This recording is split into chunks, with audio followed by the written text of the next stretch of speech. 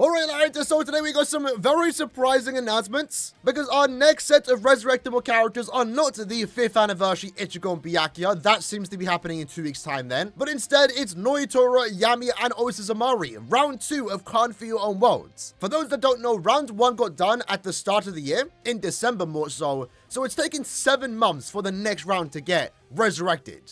I'll be honest, this round has always been quite the sleeper when compared to the other 3 rounds of Can't For Your Own Worlds. I'm more so looking forward to round 3 and 4, and the question is whether they are next going to get resurrected. Do Can't For Your Own World resurrections only happen during end of year and anniversary? Does that mean Can't For Your World, Aaroniero, Stark, and Zappa are going to get done during the end of year, and then we have to wait a whole year for Tokinada's resurrection? Hopefully not. Hopefully not. Either way, they've been resurrected, so let's go and check them out, right? Now, these characters do get the 1,000-year Blood War treatment, so they do get better skills. They do get more skills, too, so there's some potential here with these 3 characters. Now, in Noitora's case, probably not. So he's a brave battle character, right? He was here to counter 1,000-year Blood War, Yatsu Unohana. And he was the one that put her down. You know, prior to this character, Caleb made a bunch of characters to counter Unohana, and they just didn't do that job. They failed miserably. Not Noitora, though. Now, when it comes to this character's skills, he does have a 30% Berserker. He's got Debilitator, Devastation, Flurry, Poise, Sprinter, and also Starts Barrier. In this case, I believe he's going to get 2 new innate skills and then also 2 new skills, so potential here, right? I think the first skill that he is going to pick up is Enhancer, because that's always been the most awkward part about this character, is the boost SA2, as it only lasts 10 seconds. Now, it is a special boost because it does actually transform him, and hopefully with the Enhancer, it also means he can stay enhanced in that transform state. It would make him much better, and it would make him an overall better Brave Battle character, because that's always been the awkward part about him. Use them as your team booster, you're only getting 10 seconds of a team boost. Other than that though, invincibility, ignore invincibility would be great, prevent last ditch survival, persistence would be absolutely amazing, but I doubt they're going to give him persistence as of yet. When it comes to the soul trait, he is a 16% DR soul trait. I'm expecting normal attack damage. And then maybe they're going to give him a paralysis immunity or something. I'm not entirely too sure. Either way though, let's go ahead and check it out. So first up, his innate skill is Guard Break. Hold on, that's kind of cool. And he got a recharge. I actually thought he would get recharge. I didn't want to say it, but I did think maybe he would get recharge. Okay, that's kind of cool. So he got Guard Break, which is weird, right? But then again, it's probably for the best, let's be honest, because this character was never going to be meta in Brave Battles, even if they tried. Not with the current persistence meta. And it seems like they just thought, yeah, let's make him a better playable character instead of let's making him a better Brave Battle character, which honestly might be for the best. It might be for the best. So he got Guard Break, and that's quite noteworthy. I think he's the first non-attack damage character now to be given Guard Break, right? I know we've seen Guard Break already, but that's on SP characters. This makes him a completely more enjoyable character if you do enjoy his gameplay, which is quite fun, I will be honest. So he did get Guard Break, he did get Paralysis Duration, minus 100%. That's for Guild Quest content. If you did want to use him, right, in the Melee Captain Guild Quest, having Paralysis Duration or Immunity would be actually really good. The recharge would mean that his boost will come back faster, therefore he could actually stack the boost easier, and also potentially stay in that transform state a lot better. He then did pick up a 60% Bruiser, which is quite good because keep in mind he only had just Flurry +1. His Berserker value went up by 10%. His Devastation value went up by 10%.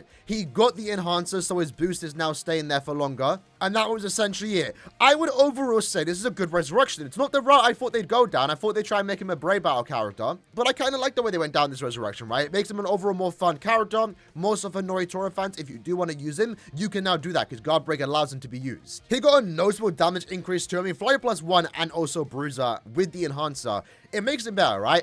I mean, I know we're getting some crazy power creep characters, but Nat characters as a whole aren't getting too crazy. So in a way, he's still able to compete with some of the current normal attack damage characters. Unfortunately, though, for the Captain Wiki wants to be used in, the Melee Captain Guild Quest, you can't really do much with him because that Guild Quest is already insanely competitive as is. But hey, if you want to use him, you definitely can do that. And at least now he will be a bit more enjoyable, maybe as an auto character, thanks to the fact that he does have Guard Break. And I think that's the main thing to take away from that, right? He is now the first official normal attack damage character to be given Guard Break, at least to my knowledge. One of the unfortunate things that I will say, I love when normal attack damage characters get recharge. I really want to see that more often. But please, Caleb, do that on a character that has normal attack damage as a soul trait. Because I'll be honest, while again the recharge definitely does help him out, as a soul trait, I'm never using damage taken and recharge, I'll be honest. But normal attack damage and recharge, I would gladly use, and I would love to see that on normal attack damage characters. But unfortunately, Caleb never want to do that. They always put recharge on DR characters for some reason. Next up, though, we have Yami. Now, Yami was quite noteworthy because, to my knowledge, if I remember correctly, he was the first normal attack damage character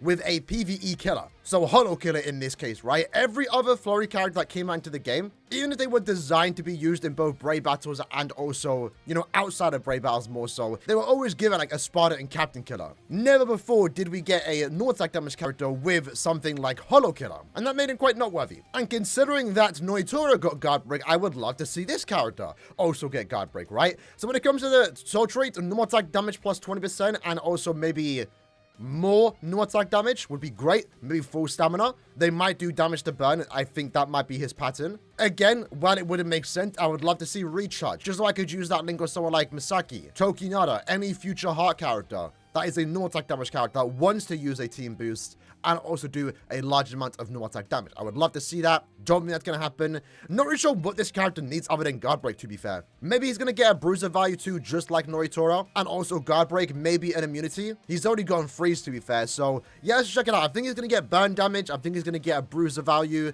and maybe also guard break, which, to be fair, if he gets that, I think that's honestly solid. All right, then, so let's see what he does get. So he did get guard break and also long reach. Okay, that's actually pretty good. Alongside that, he did get more damage inflicted at full stamina. And then if we scroll down, his bruiser value is 40% instead of the usual 60. Or instead of the 60 that Aaroniero got, but that does make sense. It's still 60 overall because he does have 20% normal attack damage here as a soul trait. His Berserker and Devastation might have went up. It doesn't really matter. And he also got Start Barrier +5. I guess that's just kind of like, I think they didn't know what else to put on him. I think that was the play. I mean, he could have gotten follow-up. I would have liked that, but I think he got an overall good resurrection once more, right? We're finally starting to see more characters get guard break, especially normal attack damage characters. And again, he was the first normal attack damage character with a PvE killer. So him having guard break as a resurrection was the big hope, right? But he also got long reach too, so that's actually going to be really good. Make him a bit more enjoyable if you do decide to use him. And his normal attack string is actually kind of cool to begin with. It's a free hit nat string too, so I'm not sure if that's too good, but overall, in terms of resurrections, he got like, what, a 56% damage increase, he got 20% more range, and he also got guard break. It's overall going to make him a lot more usable, so if you are a Yami fan, maybe you can get a bit of fun out of him with this newfound resurrection. And then last, and maybe least, depending how you look at it, we have Khan for your own world, Zamari. Now, Zamari was one of those interesting characters where, on paper, he was absolutely insane, more so for the fact that he had Long Stride and also Sprinter too. At the time when this character came out, that was very rare and also very sought after. If you had those two skills, you were almost guaranteed to be one of the best characters in the game. Unfortunately, that didn't happen for him, mainly due to the fact that he had a very bad SA1 and not so good SA2 for the time. Zamari really could have been up. Even the SA3, to be fair, was quite mediocre because it wasn't a full screen. So Zamari could have been one of those like standouts, one of the best characters in the entire game on release. Unfortunately, due to bad strong attacks, not so much. But he at least still did find a place in the very old guild quest that we did have, where he was basically the fastest character to build up combo. So he had a place in the meta, even if just briefly. Now, when it comes to his soul trait, he is a 12% recharge. Any strong attack damage increase would be nice. Strong attack damage, full stamina damage, more strong attack damage when at full stamina. That would overall be ideal. Maybe I wouldn't be too surprised if he goes down the route of getting damage taken to weakening. That might be something they do. I'm not too sure. When it comes to the skills, though, he has Bruiser, Debilitator, Devastation, Frenzy, Long Stride, and also Sprinter too. So I think in this case, he's getting 3 new skills, so I'm definitely expecting a Berserker value. I'm definitely expecting Havoc. That would be kind of cool to see him with Havoc, I'll be honest. And then maybe like full stamina damage. Maybe get guard break too. Might as well let all of them get guard break as a innate ability. And then maybe like weaken defense or something. Or again, more damage to weakened enemies. Let's find out how it's going to look though. Right then, so scrolling down, first up, he did get guard break and also Havoc as an innate ability. That's really, really good. His soul trait is damage to weakened enemies. I was kind of expecting that, to be honest. Scrolling down once more, he did get more damage to weakened enemies and also the 30% Berserker and also freeze duration, which I think is maybe helpful for his particular guild quest phase. So again, fairly simple resurrections, but at the same time, like, they got exactly what they wanted, right? I mean, if anything, this Zamari is going to become a lot more enjoyable to play because the Havoc was always like, the lack of Havoc more so was always his biggest problem. He's got that now. He has more range. He's got the guard break too, so that's also a damage increase in a way. He now does 50% more damage to weakened enemies and also 30% Berserker, with also having that now freeze immunity. I would also say this is also a pretty good resurrection. No, I mean, to be fair, his damage output's still lacking. obviously, but it's a decently good resurrection, right? I can't really complain all too much. The link, I would have liked something different, but again, I'm kind of at the point where I have access to good links already.